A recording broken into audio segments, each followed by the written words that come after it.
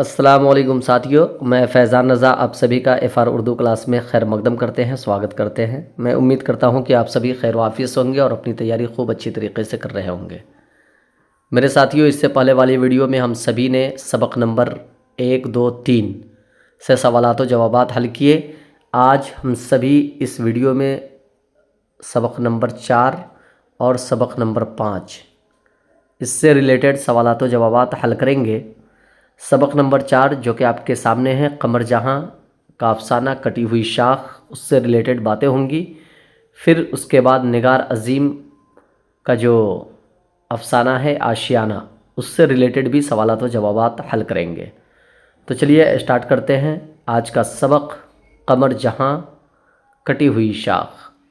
सबसे पहले कमर जहाँ की हालात व ख़िदमात के बारे में देखेंगे, उनकी हयात व ख़िदमात क्या थी, उसके बारे में हम सभी ज़िक्र करेंगे, उससे मुतालिक सवालात व जवाबात हल करेंगे। जैसा कि आप सभी देख पा रहे हो, सवाल नंबर 1 में है कि कमर जहाँ की पैदाइश कहाँ हुई। कमर जहाँ की पैदाइश कहाँ हुई, तो उसका जवाब होगा मरदुम खेज़ गाँव बुज़ुर्ग द्वार में हुई। ठीक है। अगला सवाल है, कमर जहाँ के वालिद का नाम क्या था। कमर जहाँ के वालिद का नाम क्या था, तो उनके वालिद का नाम सैयद अताउल हक़ था। क्या था? सैयद अताउल हक़। अगला क्वेश्चन है कि कमर जहाँ MA और PhD, कमर जहाँ ने MA और PhD कहाँ से किया। कहाँ से किया, तो उसका जवाब हो जाएगा पटना यूनिवर्सिटी से। पटना यूनिवर्सिटी से। अगला क्वेश्चन है कि कमर जहाँ का पहला अफसाना कौन है। पहला अफसाना कौन है, तो जुनून वफ़ा। जुनून वफ़ा पहला अफसाना कौन हो जाएगा? जुनून वफ़ा।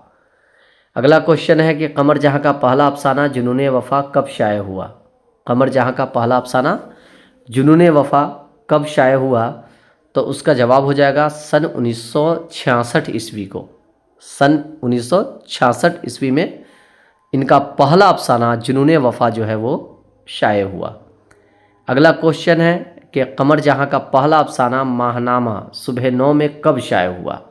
अब यहाँ पर देख लीजिए, ये जो सवाल है इसके अंदर में आप जवाब भी ढूंढ सकते हो, इसमें एक और सवाल बना सकते हो कि कमर जहाँ का पहला अफसाना, यानी कि पहला जो अफसाना है जुनून वफ़ा, वो किस रिसाले में शाये हुआ या किस माहनामा में शाये हुआ, तो सुबह 9 में। किस में? सुबह 9 में, याद रखेंगे। तो यहाँ सवाल ये किया जा रहा है कि कमर जहाँ का पहला अफसाना, कमर जहाँ का पहला अफसाना माहनामा सुबह 9 में कब शाये हुआ, तो कब शाये हुआ? 1966 ईस्वी में। और किस माहनामा में शाये हुआ, तो सुबह 9 में, याद रखेंगे। ठीक है। चलिए अगला क्वेश्चन है। अगला क्वेश्चन पूछा जा रहा है कि कमर जहाँ ने अपनी कैरियर का आगाज़ कहाँ से किया।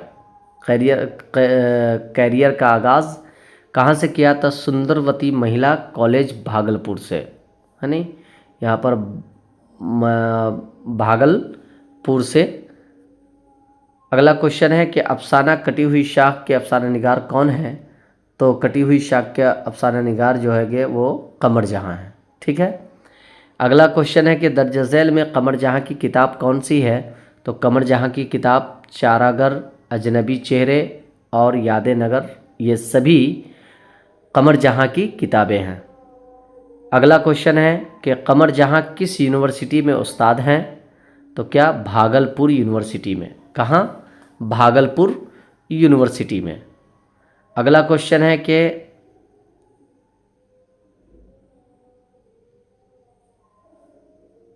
अफसाना कटी हुई शाख।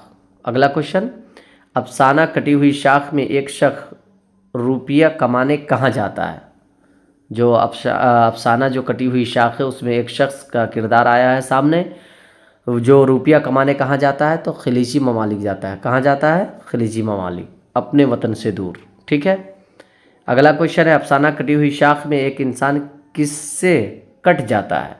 किससे कट जाता है, किससे दूरी इख्तियार हो जाती है उसकी, तो किससे होता है, तो अपने माशरे से, तहजीब से, अपनों से, इन सभी चीज़ों से वो कट जाता है। और कटी हुई शाख का मतलब ही होता है वो शाख जो पेड़ से अलहदा हो। और जो पेड़ से अलहदा शाख हो जाती है उसकी कोई वजूद नहीं बाकी रह जाती है, वो या तो ख़त्म हो जाता है या तो सूख जाता है, उसकी कोई भी वजूद बाकी नहीं रह जाती है। ठीक उसी तरीके से इस अफसाने को कमर जहाँ ने बहुत ही बेहतरीन तरीके से लिखा है और लोगों को समझाने की कोशिश किया है कि अपनों से ज़्यादा दूर नहीं होनी चाहिए, ज़्यादा वक्फ़ा के लिए दूर नहीं रहनी चाहिए। इससे क्या होता है, अपनापन भी इंसान खो देता है। ये तो रही बातें सबक नंबर 4 से। अब आते हैं सबक नंबर 5, जो कि आप अपनी निगाहों से देख रहे हैं। निगार अजीम अफसाना आशियाना। निगार अजीम का अफसाना क्या है? आशियाना। उससे मुतालिक सवालात व जवाबात हम सभी हल करेंगे। सवाल नंबर 1 है कि निगार अजीम का असल नाम क्या है? तो उसका नाम असल है मलका महर निगार। क्या नाम है? मलका महर निगार नाम है। ठीक है। निगार अजीम ने किस किस मौजू में MA किया? तो उर्दू, ड्राइंग और पेंटिंग में ये क्या किया है? MA किया है। ठीक है। अगला क्वेश्चन है, निगार अजीम ने PhD की डिग्री कहाँ से हासिल की है? PhD की डिग्री कहाँ से हासिल की है? तो जामिया मिल्लिया इस्लामिया दिल्ली से हासिल की है। अगला क्वेश्चन कि निगार अजीम का पहला अफसानवी मजमुआ कौन है, कब शाये हुआ? तो वो है अक्स, जो कि 1990 ईस्वी में शाये हुआ। पहला अफसाना क्या है? अक्स है। ये निगार अजीम का पहला अफसाना अक्स है जो 1990 ईस्वी में शाये हुआ। और कमर जहाँ का पहला अफसाना जुनून वफ़ा है। जुनून वफ़ा है जो कब शाये हुआ है? तो 1966 ईस्वी में, याद रखेंगे। ठीक है। चलिए अगला क्वेश्चन कह रहे हैं कि निगार अजीम के सफ़रनामा का नाम क्या है? निगार अजीम का सफ़रनामा का नाम क्या है? तो गिरदे आवारगी। ठीक है नहीं। अब आगे कह रहे हैं कि सिराज, इरफाना, बरकत अली सिद्दीकी और जरीना किस अफसाना के किरदार हैं? तो वो आशियाना के किरदार हैं। किसके किरदार है? आशियाना के। अगला क्वेश्चन है कि बरकत अली सिद्दीकी के कितने बच्चे थे? तो 2 बच्चे थे। ठीक है। अगला क्वेश्चन है कि सिराज मुलाजमत कहाँ करता था? तो बेंगलोर में करता था। कहाँ करता था? बेंगलोर में करता था। ठीक है। अब अगला क्वेश्चन कह रहे हैं कि सिराज की बीवी इरफाना किस बात की ज़िद करती थी? तो वो ख़ुद मुलाजमत करना चाहती थी, यानी नौकरी करने के लिए ज़िद क्या करती थी? वो नौकरी करना चाहती थी। अगला क्वेश्चन है, बेंगलोर में सिराज फ्लैट के किस मंजिल पर रहता था? तो वो 7वें मंजिल पर रहता था। कितने मंजिल पे? 7वें। अफसाना आशियाना किस तरह का अफसाना है? तो वो नफ्सियाती अफसाना है, यानी माइंड से रिलेटेड वो अफसाना है। साइकोलॉजिकल यानी मेथड उसके अंदर में छुपा हुआ है। जैसे कि बरकत अली सिद्दीकी और जरीना, ये दोनों कौन होते हैं? सिराज के मम्मी पापा होते हैं और इरफाना उसकी बहू होती है नहीं। सिराज और इरफाना ये दोनों मिलकर करके अपने अम्मी अब्बू को अपने यहाँ बेंगलोर बुलवा लेते हैं। लेकिन जो गांव के लोगों का जो माइंड होता है, जो ख्याल होता है, वो हमेशा अलग होता है और वो शहर में रहना ज़्यादा पसंद नहीं करते हैं। घुटन सी उनको महसूस होने लगती है, क्योंकि इरफाना जो होती है वो अपने सास यानी कि जरीना को कोई भी तकलीफ़ नहीं देना चाहती थी, कोई भी काम नहीं करने देती थी। लेकिन उनकी सोच अलग थी। वो हमेशा ये चाहती थी कि मैं कुछ काम करूं, क्योंकि ये मेरा अपना घर है। लेकिन उनके माइंड पर यह असर नहीं होता है, बल्कि उनको खालीपन महसूस होता है। जिस कारण बरकत अली ने मशवरा किया जरीना से कि हम सभी अपने आशियाना को आबाद करेंगे, वहीं रहेंगे और चटनी रोटी ही खाएंगे, सही अपनी ज़िंदगी वहीं गुजारेंगे। तो इस तरीके से इसके अंदर में बहुत सारे यानी कि वाक़यात भरे पड़े हैं।